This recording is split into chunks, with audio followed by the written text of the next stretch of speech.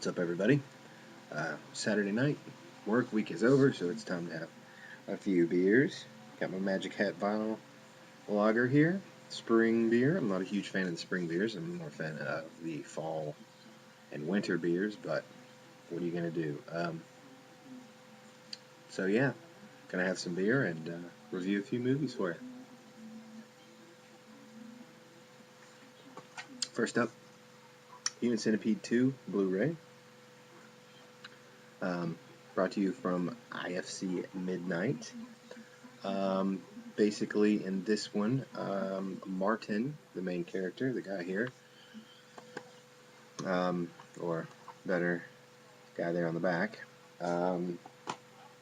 is obsessed with the first Human Centipede film.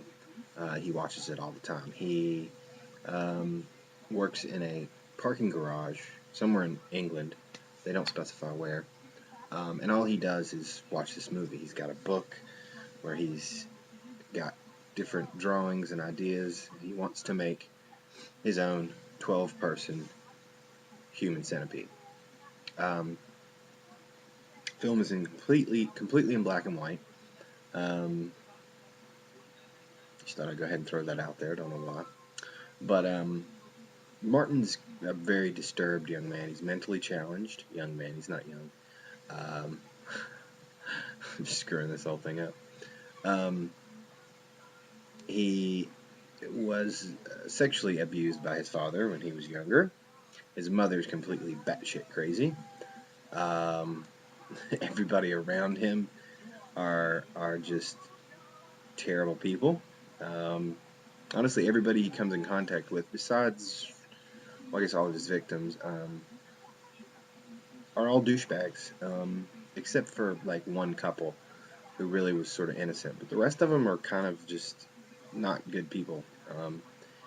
You can go as far as somebody wanting to molest him again, all the way down to just people sort of laughing at him because he's short and fat and greasy. But none of his victims are really good to him, so it's not like you can really feel bad for them. And basically, he gets people in the parking garage. He has the cameras there so he can see where they're at, and he picks them up and knocks them out with a fucking crowbar. Which, more than likely, some of these people would not have survived that. So that's one problem I have with it. You're knocking people out with a fucking crowbar in the skull. So I don't know that everybody would have survived a smack in the head with a crowbar. I don't know. Maybe they would have, but it seems a little far-fetched to me that you're smashing people's heads in with a crowbar and they're still living. But whatever. Suspension of disbelief. So he takes him to this warehouse where he wants to perform this procedure. Now, Martin is not a doctor. He's in no way, shape, or form mentally prepared to do this. He has no medical background. So he gets everyone that he wants for his procedure. He even gets the actress from the first film. He contacts an agent. How he contacts an agent, I don't know, because he doesn't have any lines in the movie. He actually can't speak, and the director himself actually says this in an interview. Says he can't speak. So how he called somebody and told them, because apparently he calls these agents and tells the actors and actresses, because I guess he tried a couple, and only one agreed. But apparently he contacts these people, these agents, and tells them that he is a casting agent for the new Tarantino movie, and he wants these people to come in. So, how a man that cannot speak can call and set that up, I don't know. He doesn't have any friends, and nobody's helping him, so I'm not sure how he's doing it. I guess through email. I don't know. Yeah, that would probably be it. That would make sense, wouldn't it? Well, maybe he's emailing them. Anyway, so he gets all these people, and again, he has no medical um, background, so he doesn't know what he's doing. He just sort of follows the first movie. Um, you know, things don't go right, of course. Some of them die. He gets really upset when that happens. He starts crying and stuff. Um, so yeah, things just go wrong. Um, this is another one of those that I'm sort of split on. Um, I thought there were some good things about it, and I thought there were some bad things about it. Shot all in black and white, which is fine. I think part of that had to do with the ratings. Um, Anytime you shoot something in black and white, it seems to have it seems that the MPAA or any ratings board, as long as it's not blood red color, they don't tend to be as harsh on it. And that's why in Kill Bill, over here, the scene where she slaughters, all the crazy 88s, it was all in black and white because it was all in red, it was all in color, so much blood going around, he probably would have not been able to get an R rating. So I think that's part of it. Um, I don't know that it really adds anything. I think it sort of adds a surrealness to it. There is a feeling of sort of Eraserhead in here, and it's not because of the black and white. I'll go ahead and tell you a scene. It's when his mother wakes him up and says the doctor's there to see him, which of course she says awful things to him the whole time before then. She's completely batshit nuts. Um, and he sits down next to this doctor, and their living room is very odd, strange. Things in it are very odd. It's very quiet.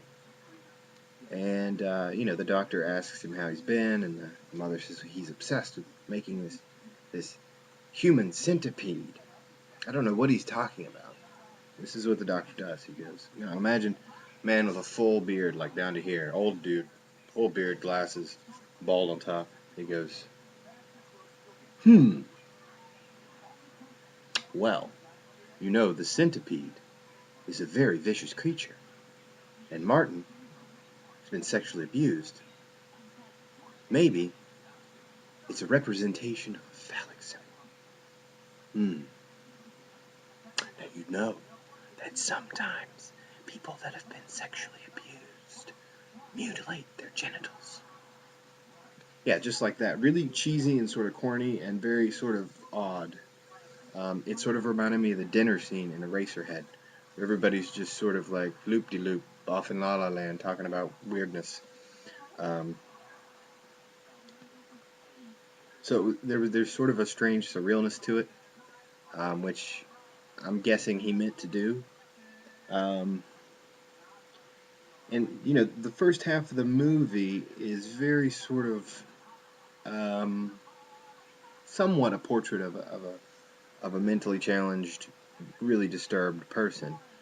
And I was really confused because I'd heard so many things about this movie, about how awfully disturbing it was and how far they went with this. And of course, anytime I hear that, it never lives up to the hype. Um, it always ends up being, much more tame than I have it in my head. All sort of the really, really screwed up stuff. Well, not really. I don't know. Happens in the last about 40 minutes or so, I'd say. Half hour to 40 minutes of the movie. When he's actually making his centipede. Um, and, it got to a point where it seemed like the director just wanted to throw in the entire kitchen sink of terrible things he could put on screen. And when you go to that point, it has to be done in a certain way that will disturb. Um, it honestly went to a point where it was sort of like a carnival ride, like a sideshow. Um, like a sideshow. I don't know. It was over the top, but didn't hit that disturbing nerve. Um, I think there's a difference between disturbing and just sort of icky or gross. Um, and I wouldn't call it disturbing. I would just call it sort of over the top grossness. I mean, when you have shit splashing on the camera, you've gone to a point where it's no longer disturbing. It's just kind of goofy, um, cartoony almost. That might be another reason why he tried to shoot it in black and white, because it tones down, I think, the the goofiness of it. Um, but it seemed like to me in the last 40 minutes or so that he was really, really just trying way too hard to make it as messed up as he could, and I don't think he hit the points of what he wanted to do. Because the first one, you know, it was touted to be a very disturbing film, and it sort of, a lot of people ended up saying, it really wasn't that bad. And so, he came out basically. I mean, I may not have thought this way if I hadn't seen these things, but there was some sort of teaser trailer out where he was basically saying that he was going to prove everyone wrong and show them that he could make a disturbing movie. So it was obvious that this is what he wanted to do. He wanted to just put anything awful that he could on camera, and that's what he did. Um, but you have to do it again in a certain way if you really want to disturb people, make people think. That kind of disturbing that sits with you.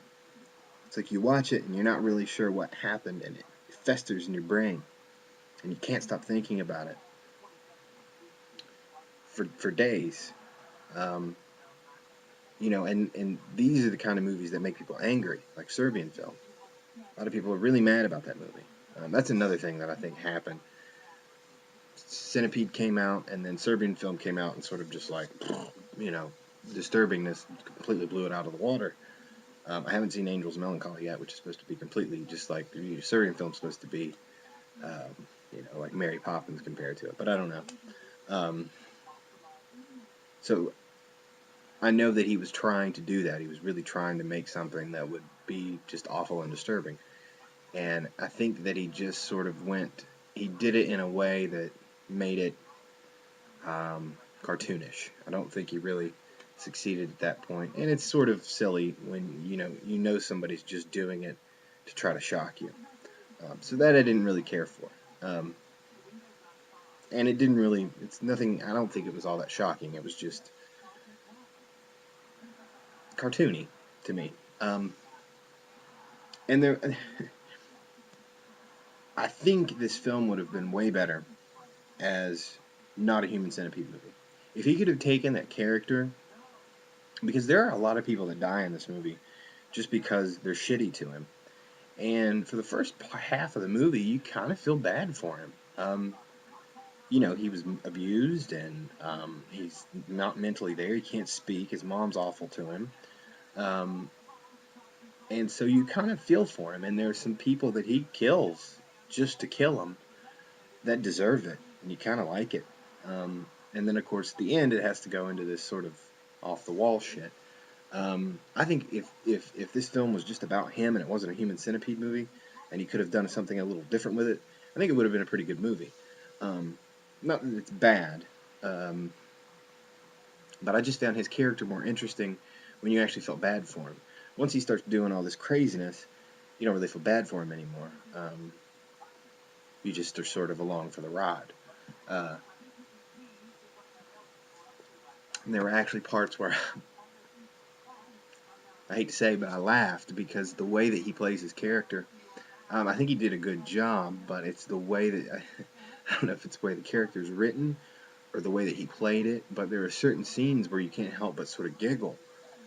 There's a scene where he's watching the first one, and he's standing up, and he gets to the part where the front of the centipede is having to poop, and he's jumping up and down, and then all of a sudden, then he shits himself, and the look on his face of sort of disappointment in himself in himself was just hilarious, and I couldn't stop laughing about that for like the next 10 minutes. So it's a very sort of this kind of movie. I don't know if it knew. I think he had an interesting idea. I like the idea that this guy's obsessed. The first movie is a movie, and he's obsessed with it, and he wants to do it. I like that idea. But I think he had too many other things going on. He's trying to make it extremely disturbing. He's trying to make this character interesting and give you reasons why he would want to do this. Um, but I don't think those ideas ended up being cohesive as one idea. There were a few ideas that he did all in one movie, and it sort of seemed a little jarbled, and it wasn't very cohesive. It's not a bad film.